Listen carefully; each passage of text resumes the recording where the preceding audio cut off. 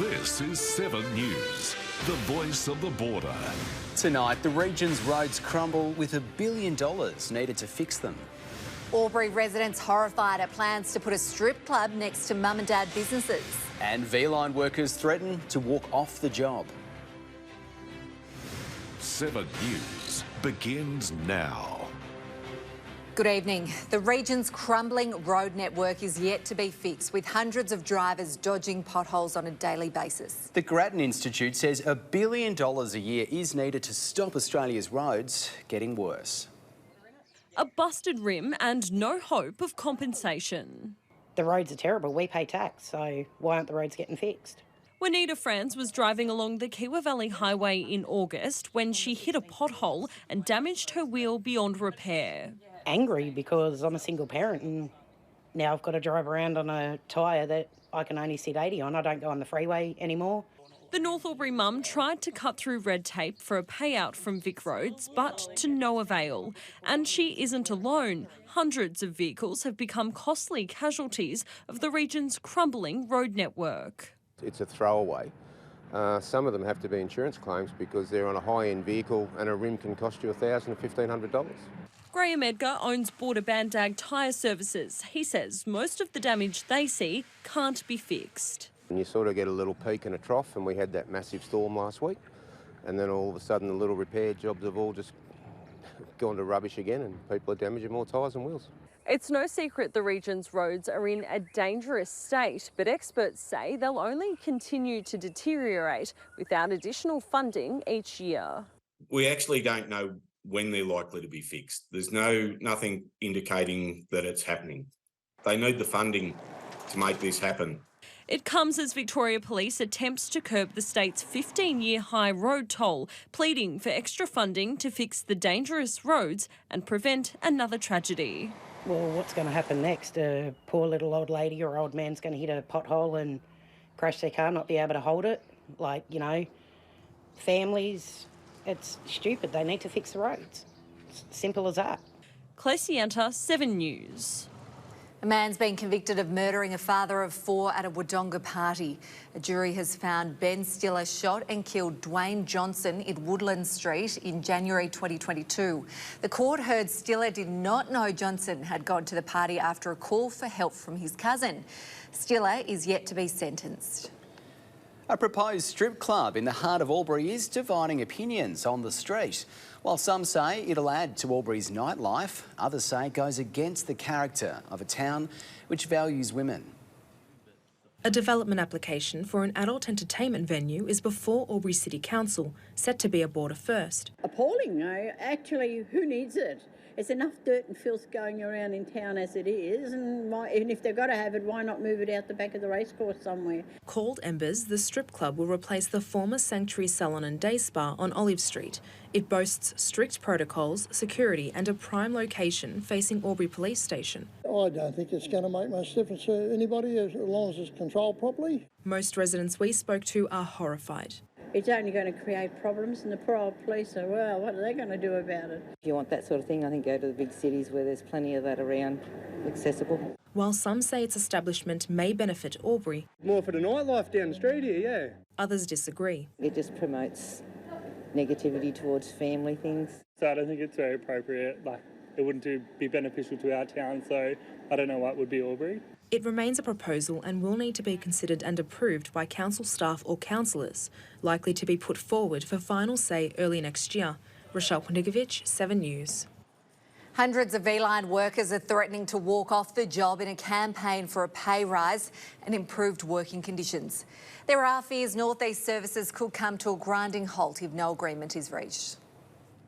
It's no mystery. It's been a bumpy ride on the North East line. There was no room. People were sitting on the floor. I've got it written up on my fridge so that I can remember, and I go and look at it today and think, oh yes, it's till 11:30 we can, but it's not, it's changed. So, you know, we had to wait for another hour. And now commuters could be faced with more disruption. Drivers, station staff and authorised officers are threatening a 48-hour strike across all Vline services, banning overtime and the wearing of uniforms. The union secretary has slammed Vline for ignoring workers' concerns, saying they're yet to see meaningful commitments to their workers' requests. It says workers are struggling amid mounting cost of living pressures and fewer shifts. This morning, the union began planning to vote on the strike. They're calling for better job security, staffing levels and increased workloads. Vline says talks are underway, but there are areas both parties are yet to reach agreement, proving to be a long road ahead for change. Phoebe Worthley, 7 News. A software update gone wrong is to blame for the Optus network crash last week. The company says the outage was due to routers disconnecting from its core network after maintenance. The crash left millions of customers without a phone signal or internet for up to 14 hours.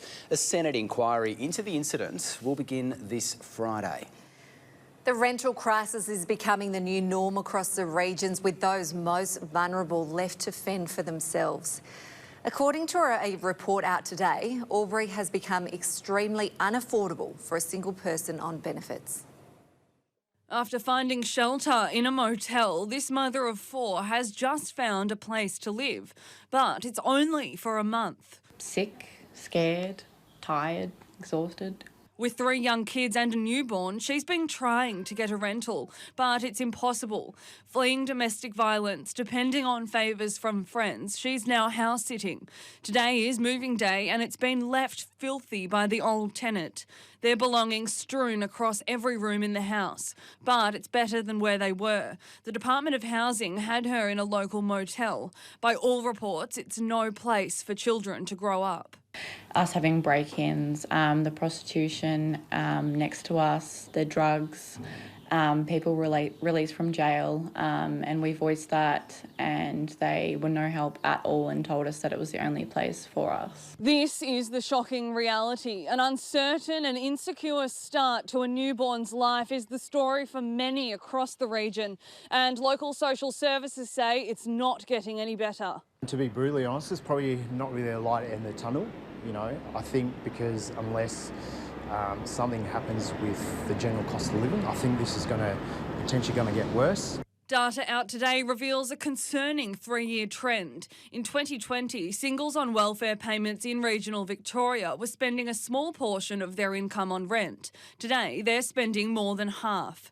And in the regions north of the border, it was 15%. Now it's more than 70%. We sort of feel helpless as well. There's only so much we can sort of do to try and provide and help. But we've also accepted that this is how it is now. And for this young mother, the future remains uncertain. We're setting ourselves up for failure, going constantly to housing and trying to seek help, and we never get any help. Jacqueline Stanley, 7 News. Another man has been caught on CCTV snooping around homes. The home security camera capturing the man approaching the front door of the North Albury home, seemingly completely unaware of the surveillance. He approaches windows and doors before disappearing from view. Locals are speculating that he may be the same man caught snooping around properties some months ago. And a person has been captured on camera lurking around cars and trying to break into them in Bellbridge. At around 1:40 yesterday morning, security cameras capturing the hooded offender checking the car doors of 2 vehicles. The cars were parked in a driveway outside a home on Birchwood Boulevard. The offender can be seen walking away empty-handed. A woman who relies on an oxygen machine was taken to hospital last night when the power went out across West Wodonga. Friends say she is now okay, but are calling on AusNet to explain why they didn't supply backup generators for these emergencies. The energy provider says more than 4,000 customers were impacted last night. It believes the outage was caused by a fault in an underground cable, with power back on by around 1 a.m. Well, Kirsty is here now for a look at today's weather. And Kirsty, we're seeing some cloud about today and showers for some. That's right, Nick and Maddie. Hello to you both and good evening, everyone. It certainly has been a grey day for the northeast, and as Nick said, we did see some showers move through parts of the region around about the mid-morning. Benalla has recorded around 1 millimetre, the same in Wangaratta, with about 5 to 6 millimetres around the high country in both Falls Creek and for Mount Buller. Our maximum temperatures between the high teens and the low 20s today, with mostly very light winds. Albury 13 overnight to a top of 21. We did manage to sit in those double digits overnight thanks to some cloud trapping in some of the day's warmth. A few storms have also rumbled across the region this afternoon and they could continue into the evening. Tomorrow, though, we are expecting clearer conditions, a little warmer, certainly more settled for the middle of our working week. I'll have a look at Wednesday's forecast a little after sport. Looking forward to it. Thanks, Kirsty. See you in a couple of minutes. Well, up next on 7 News, families with 2 incomes now needing help from Food Bank. And 500,000 cans returned in just a fortnight of a new recycling scheme. In the lead up to Christmas, a hamper drive is back with more families needing support this year. Caravans donation bins have been rolled out at Lavington Square, White Box Rise and West End Plaza. The charity needs dry food donations to fill about 300 hampers and help those who are the most vulnerable. They're just finding it hard to put meals on the table every night of the week. Some kids are going to school without lunches. We're seeing so many more families struggling, and this Christmas it's going to be much harder than previous Christmases. And if you'd like to donate, keep an eye out for the bins at your local school as well. There are new figures out tonight which show a changing definition of the working poor in regional areas. Food Bank says record numbers need help to provide the basics, even those families with 2 incomes. Queues banking up. Everyone in need of food. I make all right money, but still rent's that expensive now.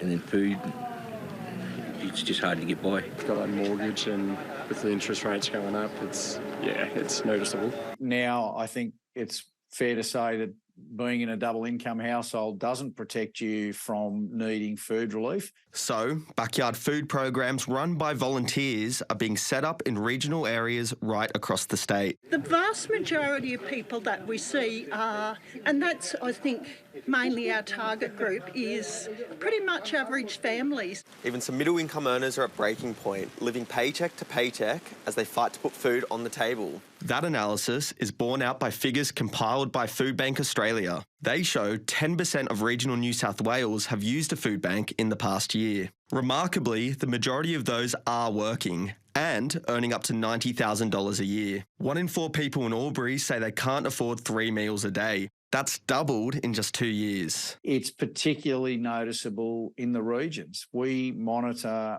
where we send our food, and about 50% of what we ship out now is going to regional New South Wales and the ACT. It's going to get worse. It's going to get worse. Declan Milton, 7 News.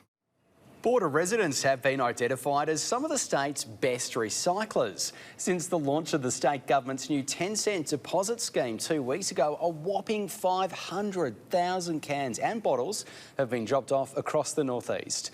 Vic Returns says local schools, SES and Scouts have been the largest participants for the region. We've had more than 250,000 containers returned in the depot in Wangaratta.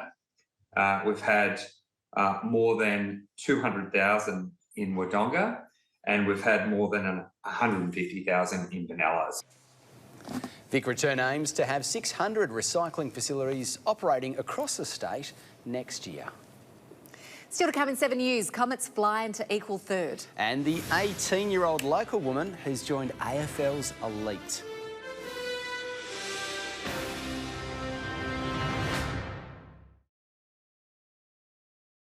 Tomorrow on Sunrise, the fight to save our high streets, the new push to bring life back to our suburbs. Plus, uncovering destination dupes, the budget trend for travelling families with affordable alternatives for luxury locations. See you in the morning. At just 18 years of age, Zali Goldsworthy has become one of AFLW's elite players. Goldsworthy has taken out the GWS Best and Fairest and, according to her coach, is set for much bigger things. Sally Goldsworthy could have been a Hawk, but the Giants sure are glad she chose the Harbour City. In just her second AFLW season, Goldsworthy took out a host of awards at the club's Best and Fairest, including becoming the Gabrielle Trainer Medalist. I don't think it has, and I don't think it will for quite a while. I think that I'll give myself time in the off-season to reflect on it, but yeah, at the moment it hasn't.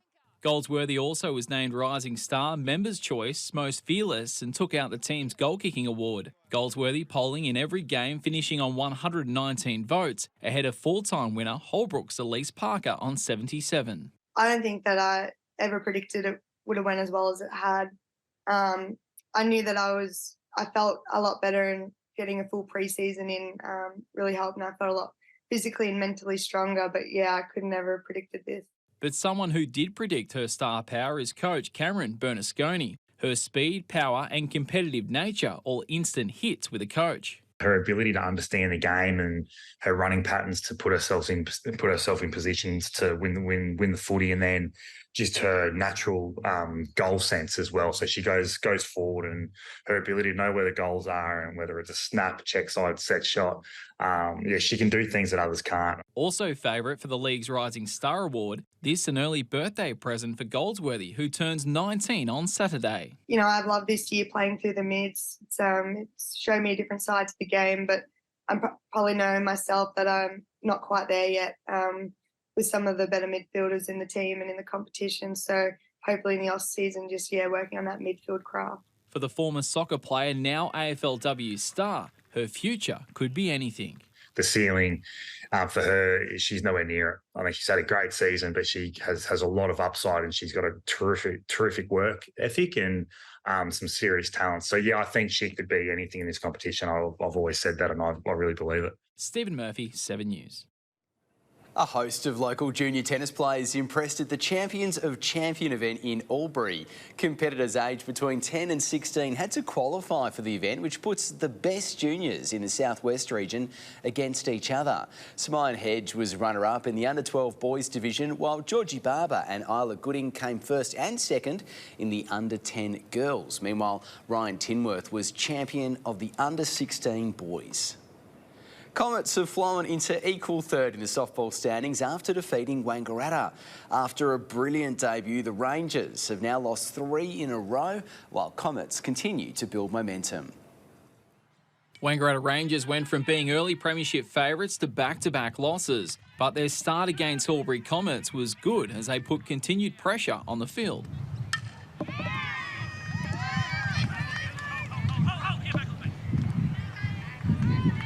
Wangaratta are able to get on base enough to add early scoreboard pressure, but Comets, known for being clinical in the field, never let the scoreboard get away.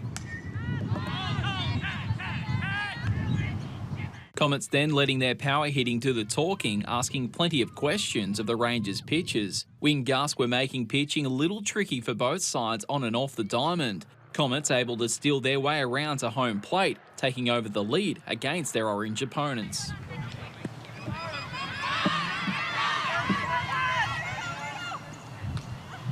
Once momentum started, it never stopped for the four-time defending champions, running in 6 runs. Wangaratta only able to score 3 themselves, as Comets moved up the ladder with a 6-3 win.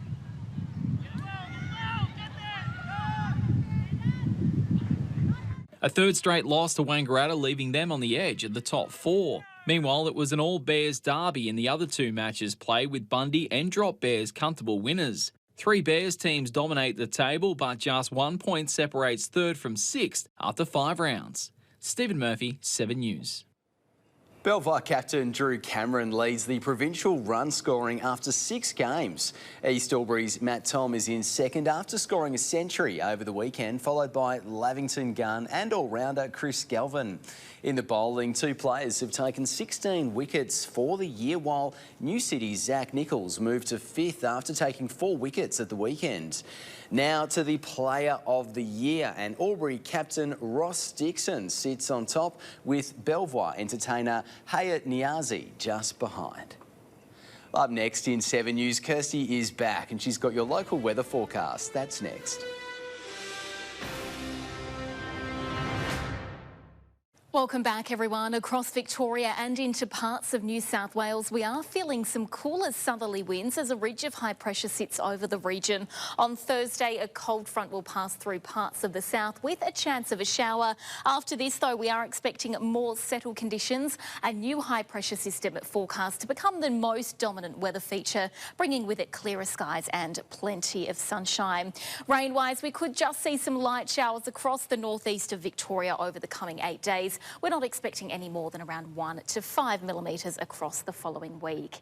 Taking a look now to our midweek forecast, and we'll see those blue skies around the region tomorrow. Fairly settled conditions too, with a light north-westerly wind into the early afternoon. Temperatures sitting around the mid to high 20s. Our fire danger rating remaining at a moderate level tomorrow. Beechworth 25, Mansfield 24 and Omeo 23 degrees. Through to Thursday, winds will begin shifting direction, becoming southeasterly across the northeast, up to 35 kilometres an hour by the late afternoon. Albury Wodonga maximums of 26 degrees and a top of 25 for Wangaratta. Partly cloudy conditions for much of the high country around Mount Buller. There is also the chance of some showers. We could see about 1 millimetre for Falls Creek, about a 50% chance of rain there.